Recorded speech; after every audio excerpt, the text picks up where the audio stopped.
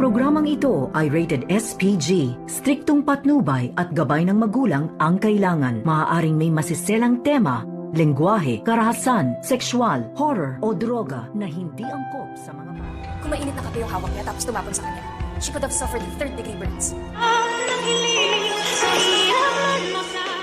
Narito na nga ang ating pakabangan bukas sa Abot Kamay na Pangarap.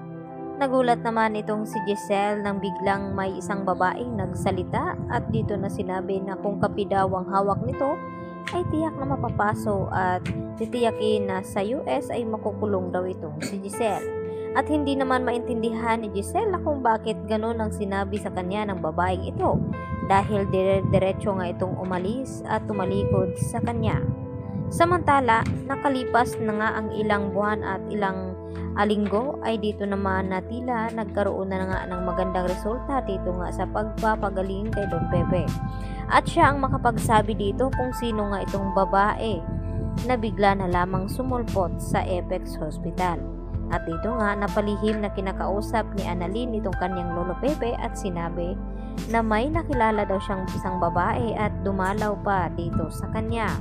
At alam naman ni Don Pepe kung sino nga iyon dahil yun nga ang sinasabi noon ni Don Pepe kay Giselle na pagkatapos maayos itong buhay ni RJ ay isusunod naman ni Don Pepe na ayusin itong buhay ni Giselle at tinanong nga niya noon itong si Don Pepe na kung ano daw ang ibig sabihin nito at hindi nga na tuloy-tuloy ang sinasabi dito ni Don Pepe sa kanya dahil isusorpresa nga daw noon ni Don Pepe itong si Giselle.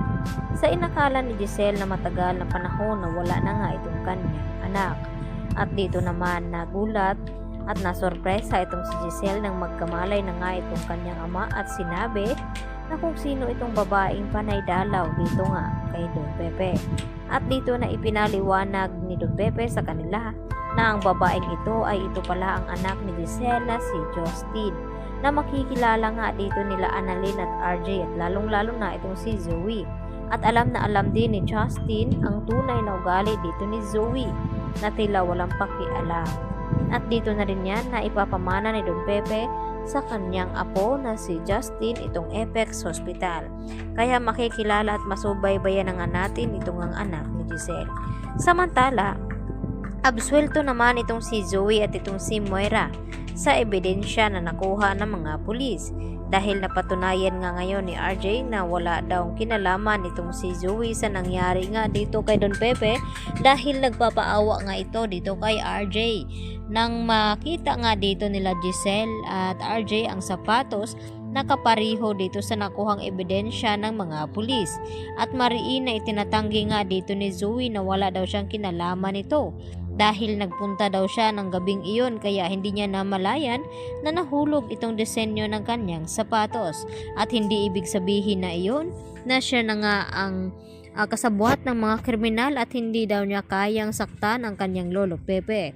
At alam naman niya sa kanyang sarili na nagsisinungaling lamang itong si Zoe at hindi naman siya titigilan ngayon ni Don Pepe hanggang hindi magsasalita itong si Zoe. At gano'n na lamang kagulat itong si Moira nang walang mapatunayang ebidensya itong sina Giselle at RJ dahil kinumpirma na nga nila dito sa kapulisan at nangako naman itong pulis na ito na mabibigyan pa rin nila ng hustisya itong si Don Pepe dahil dito sa kasamahan ni Balahadja na mapahanggang ngayon ay hindi pa nila nauhuli. Yan ang ating pakabangan bukas sa Abot Kamay na Pangarap.